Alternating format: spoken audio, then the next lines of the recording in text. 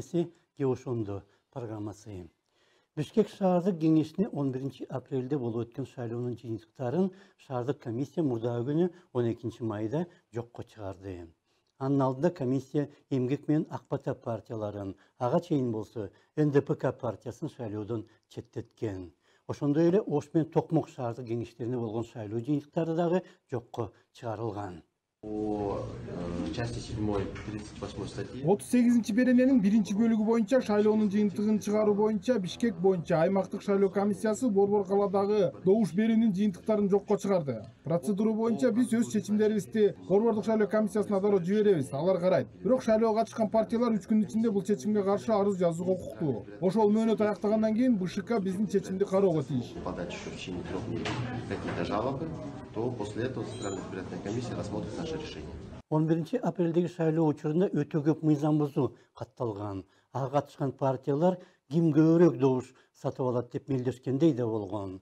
Добуш сатуу жана сатып алуу мыйзамдуу тыюу салынат ага. Бирок башка коррупциялык аракеттер сыяктуу эле аны мыйзамдуу жол менен далилдөө кыйын. Добуш сатып алуу боюнча 11 апрелде көптөгөн видео тартылган жана алар коомдо кеңири тараган. Мына эки жигит биздин агитатордун немесин кармап алып, мен мунусун айтпай. Депутат городской кеңешкен телефонду алып качып кетип, мына азыр келди. Калган жокмун деп так карабашын жеп атат, калп айтып атат. Сап койгон жериңди көрүп атасыз. Шайлоонун алгачкы жыйынтыктары жарыяланары менен Бишкекте каршылык акциялары башталган. Жаштар каршылыкты күнү түнү көрсөтүү максатында БШКнын алдына чатыр да тигип алган.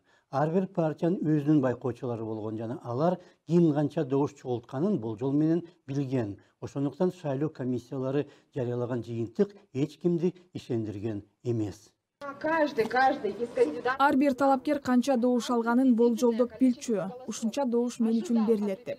Бирок кечээ күнү жарыяланган жыйынтыктар баарыбызды шок кылды. Добуш бергендер жана деги эле Кыргызстандын калкы мындай шайлоого ишенбейт. Шайлоо абдан начар уюштурулган, анын жыйынтыктарын биз тааныбайбыз.